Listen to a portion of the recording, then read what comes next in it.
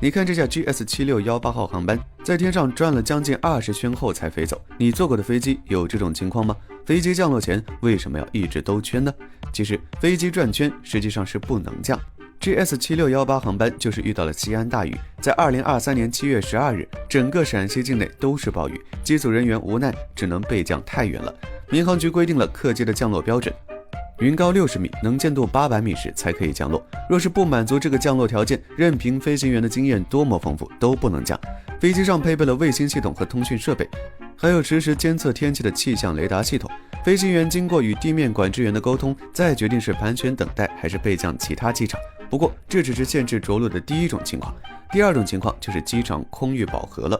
在旅游高峰期出行，公路上会堵车，机场也是会堵机的，停机坪上满了也无法降落。为了防止飞机产生的气流相互影响，飞机降落都是有时间间隔的。